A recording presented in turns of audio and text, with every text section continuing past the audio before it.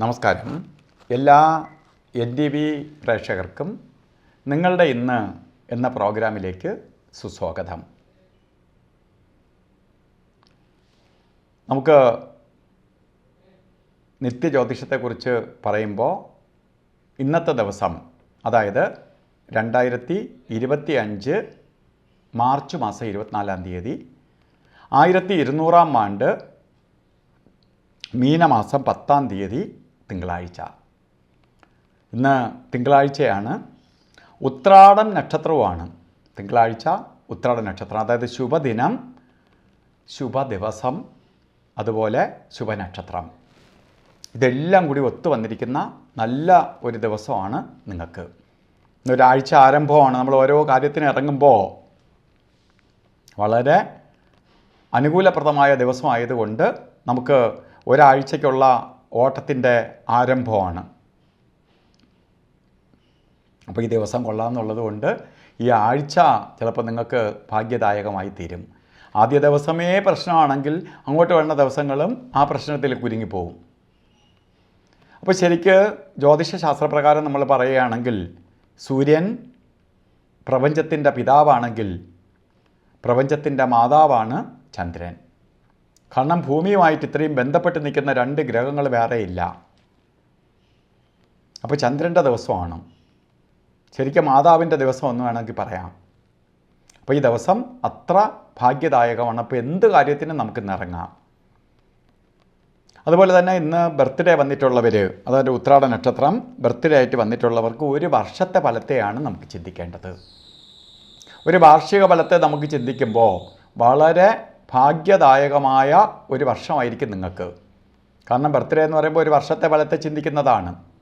വളരെ സന്തോഷപ്രദമായ ഒരു വർഷമായിരിക്കും നിങ്ങൾക്ക്. പ്രധാനമായിട്ട് വീട് വെക്കാൻ ആഗ്രഹിക്കുന്നവർക്ക് വീട് വയ്ക്കാനോ വാങ്ങാനോ അനുകൂലപ്രദമായ സമയമാണ്. നമുക്കൊരു വീട് വയ്ക്കണം എന്നുള്ളത് യാതൊരു വ്യക്തിയുടെയും ഒരു പാർപ്പിടം എന്നത് എല്ലാവരുടെയും ആഗ്രഹമാണ്. അത് വലുതും ചെറുതും എന്നുള്ളത് സെക്കൻഡ്. ഒരു മുറിയുടെ ആയാലും എനിക്കൊരു എൻ്റെ വീട്, സ്വന്തമായിട്ടൊരു വീട് എന്നുള്ള ആഗ്രഹമില്ലാത്ത ആരും കാണില്ല. എല്ലാ ജീവികൾക്കും ഒരു താവളം ഉണ്ടാവും.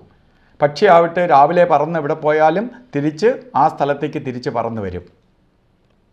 മൃഗങ്ങളായാലും അവരും ഒരു വാസസ്ഥലം കണ്ടുപിടിക്കും. അവിടെയായിരിക്കും ഇവരെവിടെയൊക്കെ പോയാലും തിരിച്ച് വന്ന് അവിടെ സ്റ്റേ ചെയ്യും. മനുഷ്യനും അങ്ങനെ തന്നെയാണ്. നമുക്കൊരു വാസസ്ഥലം ഉണ്ടാവും. അപ്പോൾ നമുക്ക് വാസസ്ഥലം എന്നത് എല്ലാവരുടെയും ആഗ്രഹം. അതിന് അനുകൂലപ്രദമായ ഒരു വർഷമാണ് നിങ്ങൾക്കെന്നറിയുക. നിങ്ങൾ ഇറങ്ങുക, അത് വിജയിക്കും.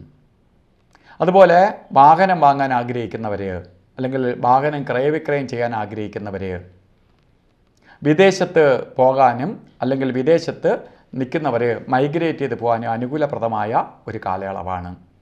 അതുപോലെ പഠിക്കാനായിട്ട് ഉപരിപഠനത്തിന് പുറത്ത് പോയി പഠിക്കാനൊക്കെ ആഗ്രഹിക്കുന്നവർക്ക് മുമ്പ് ശ്രമിച്ച് പരാജയപ്പെട്ടെങ്കിലും ഇനി നിങ്ങൾക്ക് അനുകൂലപ്രദമായ സമയമാണ്.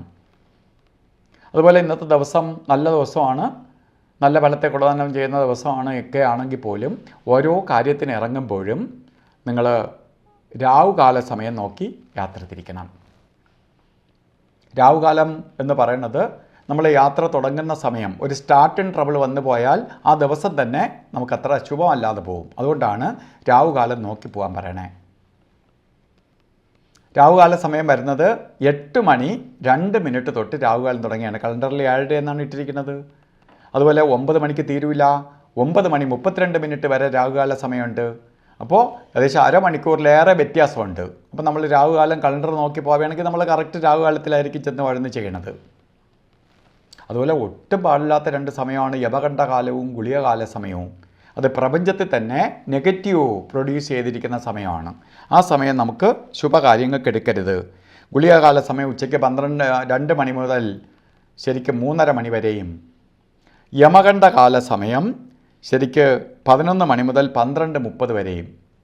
ഈ സമയം ഒരു ശുഭകാര്യത്തിനും എടുക്കരുത്. അതുപോലെ അഭിജിത്ത് മുഹൂർത്തം ഇന്നും ശരിക്ക് 12:07 തൊട്ട് 12:55 വരെ ഉണ്ട്. ഇതിലൊരു 4 മിനിറ്റ് നേരം ഇടയ്ക്ക് അഭിജിത്ത് മുഹൂർത്തം ഇല്ലാതെ ഉണ്ട്. 44 മിനിറ്റ് നേരം അഭിജിത്ത് മുഹൂർത്തമുണ്ട്. നല്ല മുഹൂർത്തമുള്ള ദിവസമാണ്. അപ്പോൾ അഭിജിത്ത് മുഹൂർത്തത്തിന് പ്രത്യേകം പ്രാധാന്യം കൊടുക്കേണ്ടതില്ല. അതുപോലെ ഇന്ന് ഓരോ കാര്യത്തിന് ഇറങ്ങുമ്പോഴും വീട്ടിൽ നിൽക്കുമ്പോഴും നമുക്ക് ആ പ്രപഞ്ചത്തിലുള്ള ചൈതന്യം നമ്മളിലേക്ക് വലിച്ചെടുക്കാൻ വേണ്ടിയിട്ടാണ് നമ്മൾ വസ്ത്രധാരണത്തിന് പ്രാധാന്യം കൊടുക്കണേ. അല്ലെങ്കിൽ മറ്റ് വസ്ത്രം കൊണ്ട് നമ്മളിങ്ങനെ മൂടിയിരിക്കും, നമുക്ക് കുറച്ച് ഭാഗം മാത്രമേ കാണാൻ പറ്റത്തുള്ളൂ. ഇപ്പോൾ ഷൂ ഒക്കെ ഇടുന്നവരാണെങ്കിൽ കാല് പൊതിഞ്ഞിരിക്കും, ഫുൾ കൈ വസ്ത്രം എന്ന പോലെ ധരിക്കുന്നവരാണെങ്കിൽ കൈയുടെ കുറച്ച് ഭാഗം മാത്രമേ വെളിയിൽ കാണുകയുള്ളൂ, കഴുത്ത് വരെ നമ്മൾ വസ്ത്രം ഇട്ടിട്ട് ഫേസ് മാത്രമേ വെളിയിൽ കാണുകയുള്ളൂ. അപ്പോൾ കൂടുതൽ ഭാഗവും നമ്മൾ കെട്ടിപ്പൂട്ടി വച്ചിരിക്കുകയാണ്. അപ്പോൾ ഇത് നമ്മളിലേക്ക് പോസിറ്റീവ് എനർജി കയറില്ല. ആ പോസിറ്റീവ് എനർജി നമുക്ക് പ്രപഞ്ചത്തിൽ നിന്ന് വലിച്ചെടുക്കാൻ വേണ്ടി അന്നത്തെ ദിവസത്തിൻ്റെ ആ ഗ്രഹത്തിൻ്റെ സ്വാധീനമുള്ള കളറ് ധരിക്കുന്നത് നന്നായിരിക്കും. വെള്ള കളറോ അല്ലെങ്കിൽ ശരിക്കും പേളിൻ്റെ കളറോ അതേപോലെയുള്ള വസ്ത്രധാരണം നടത്തുന്നത് വളരെ ഭാഗ്യദായകമായ അവസ്ഥയ്ക്കിട വരും.